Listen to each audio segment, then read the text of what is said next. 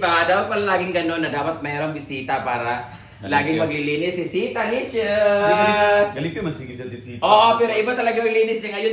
Grabe talaga yung kanya. Iba maganda sa pista, di ba? Kaysa pang-araw-araw.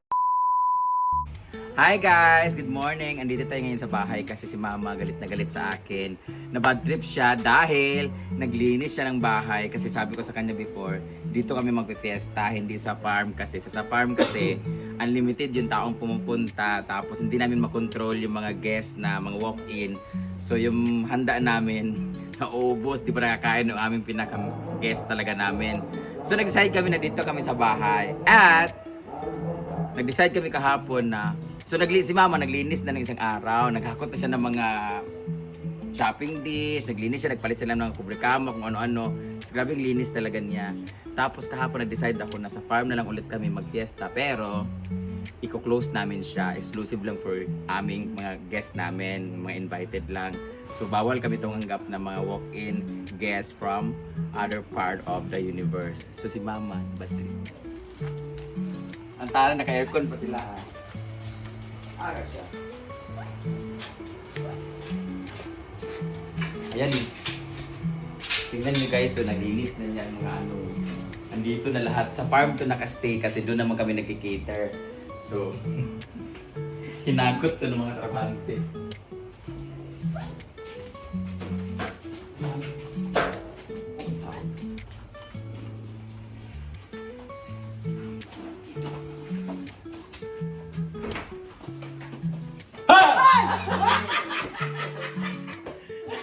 No, gusto mo ka? More si Mama ni Sanchay. I-check na mo guys. Ay mong isaputan. Ayan! Bato siya naglinis na pala siya dito guys. Bayat! Nag-change na siya ng... Center table. Alam mo, kaya hindi kami dito talaga magpipiesta kasi for pag amin lang talaga, family-family, okay man dito.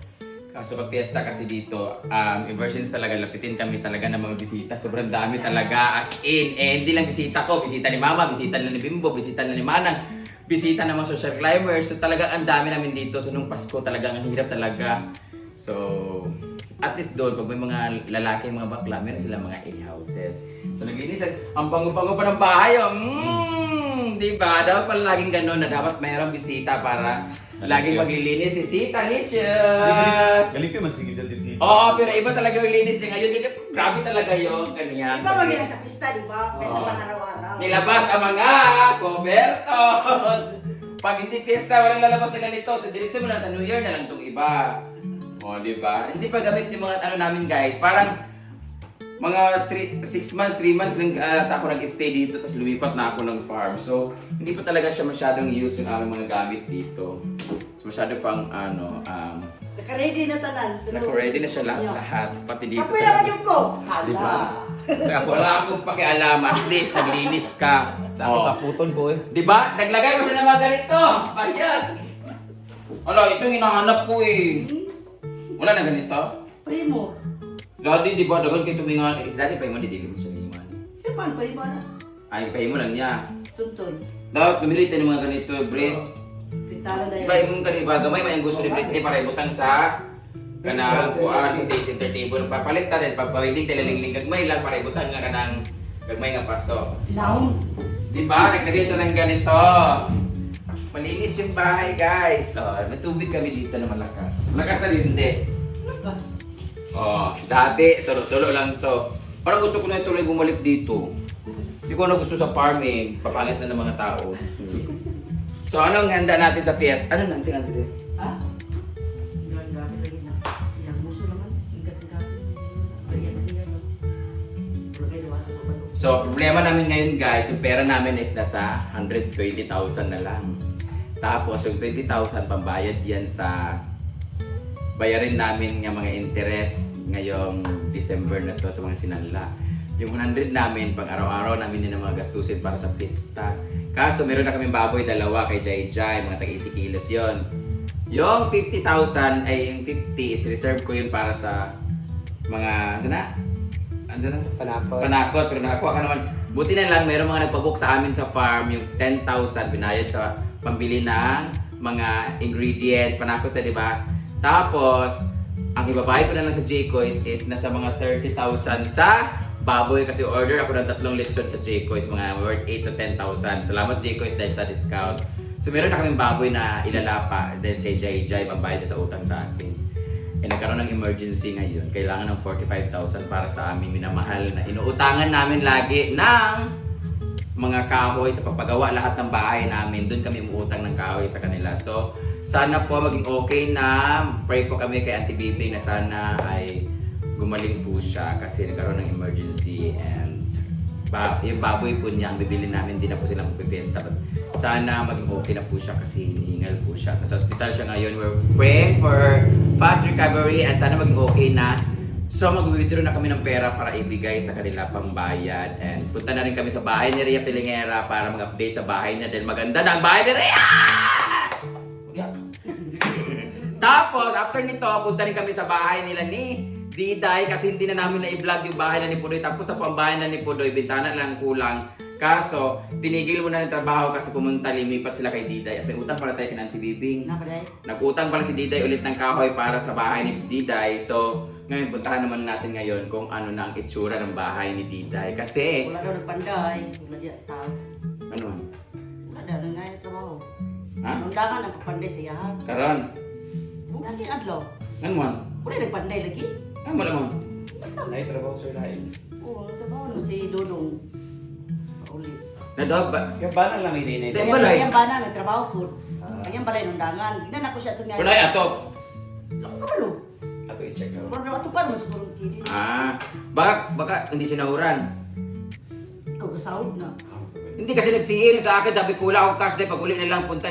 Wala na silang bigas, pupunta lang kay Donna. Basing kaya nagalit kasi walang sahod. Eh, sabi ko punta kay Donna kasi may pera entrance, di ba? Nasa CTO kami that time, nasa show kami doon sa CUMC. So naningil ng sahod, sabi ko Sabado kasi, Sabado ba yun?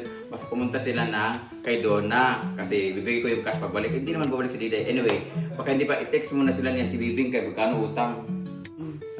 Yan pa lang na yun. Oo. So punta na yung bahay ni Diday kasi hindi pa ako nakabawi-bawi doon kasi hindi pa ako nakapag-vlog. Kailangan natin i-vlog para may balik natin yung gastos kahit pa paano konti. So punta na sa thank you so much Kulitang. Lalabas muna kami. Bye. Oh sayang. Oh ang linis-linis. Panampak. May nalinis sa taas. Sila ko to. Malinis mo sa taas? Ha? Ako nga. Ikaw nag-on sa taas? Oo, ikon ako. Ba't doon kayo nag-on? Laging aircon. Binuksan. Ang bango-bango talaga ng bahay guys. Oh, the chandelier. Yun natin lahat para makita si Sita. Malinis naman siya. Sa ako sa puton ko. Hello! O, di ba? Kita niyo naman. These are my achievements. Kaya sa mga nagsasabi dyan na putyo-putyo lang ako, pinipresyuhan niyo ako. Pag kumukuha ng racket, pinipresyuhan niyo ako na magkano lang. Meron naman ako ipagmamalaki kahit paano. National artist kaya ako sabi ni Rob. National artist. O, di ba? Meron akong maraming medalya. Nanalo ko, ganyan-ganyan. O, di ba? Meron pa akong suit na Big Brother. Big pleasure. Kahit palaos na ako since 2021 pa, di pa rin matatanggal ng big pleasure ako sa celebrity edition namin. At maraming beses ng bayan ako ng Miss Q&A. May crown ako, 6 na crown. Kaya, kung kumpara niyo ako sa iba tapos magkano lang, wag na lang oy. Sabihin niyo sa akin, vlogger ako. Hindi lang ako vlogger. Laos na, pero artista ako konti. So, oh, di ba? Pinahiran niya lahat-lahat. Malinis ang sapatos. Tingnan niyo. Oh, nangalangkat-langkat lang. Natanggal na kaya guys. Oo, nasira na yung mga... Ay, ito tinahin siguro ito. Nasitanggalan na yung mga sapatos ko. Oh, from Darcy pa naman to. Original pa naman to. Tanggalan na siya. Ano, nabulok na siya. Be? Wow! Naka-aircon pa ba yun? Ang lamig-lamig. Oh, di ba? Namiss ko tong bahay, guys. Ang pangit, tingnan din niyo dito. Ang bango ng ang basa ng aircon, ang bango. Tingnan mo. Hoy, ang pangit tuloy tingnan. Parang tuloy wala na akong tao, walang tao dito, parang natuloy na mayapa. Tingnan niyo. Parang tingnan. Ang ganda. I would like to commend yung gumawa nito. Sobrang ganda talaga. JB Tads. Ito naman ay nalimot ko yung gwapo ang gumawa nito. Di ba yung gwapo yung gumawa ng lalaki pumunta umuwi dito? Di ba may pumunta dito na lalaki na gwapo na Taga-Danau? Hindi, si ano yun? Ay, siya ba yun? Siya ba ito? Taga-Danau. Ay, hindi yun siya gwapo. Yun yung magkilala mo ta charismatic. Dinig. SK mata siya. SK. Ayan, thank you so much sa gumawa. Siya ba nagpa-frame din ito? Pero binayaran ko man to, di ba? Nagbigay ako sa kanya ng 2,000 yata. Basta nagbigay ako sa kanya. Kasi sinurprise niya ako. Si Pritchie, saan na taga? Oo. Ay, Vera. Tapos meron din yung bigay ng gwapo, sobrang gwapo na lalaki binigay niya nandun, no? Ayan, JB Tags to guys. Parang pag nagsindi ka ng kandila tapos may bulaklak, parang tuloy na mayapa yung may-ari dito ng room, bako. Pero guys, na-miss ko yung bahay namin, yung kwarto ko. Tapos dito kami lagi pag nagiinom kami, ganyan. Pag matutulog, bago matulog, magiinom kami nito. Tapos wildfire na rin kami. O, diba? So, hindi na namin ito magawa. Grabe guys, itong bahay na to, 2022, 3, 4, 5. 3 years na siya, hindi ko na natutulugan ito masyado dito. Natulog ako dito once a year lang, ganyan. Tapos ang laki ng ulo ng pag-zoom out na lang ginoo ko. Anyway guys, I would like to say thank you for watching guys. Pupunta na kami doon sa aming pupuntahan. Sa bahay ni Ria Pilingera at sa kina Diday. Tapos magluluto kami ng chicharong bulaklak para sa aming lunch at magpapagupit kami at may rehearsal ang mga bakla para sa aming concert sa Hinaguan Nature Park. The concert. Ayun. Glitz and Glamour and concert. Basta yun. So, I'll see you there! Ano? Paunta ka. Dito naman sa labas guys, sobrang linis. Oh, grabe ang linis dito sa labas guys. Tapos, nag-ready talaga siya ng swimming pool pero yung tubig brown kasi galing po yan sa kanal sa tubod doon. So pag nag-uulan, nagba-brown, so brown na yung tubig sa pool. Oh, pero ang linis guys. So ang ganda dito na area, no. Dito kami tumatambay dati, parang pero few months lang talaga kami nakatambay dito eh.